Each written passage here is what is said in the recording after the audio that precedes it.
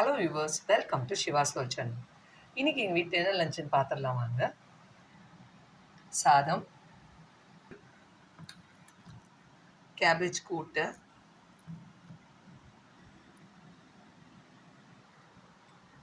புடலங்காய் பொரியல்,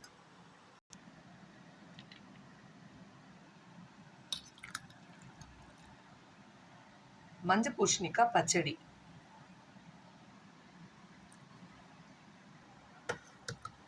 வீட்டிலே ஊற்றின தயிர் இருக்கு. இது நேற்று வச்ச முருங்கைக்காய் காரக்குழம்பு.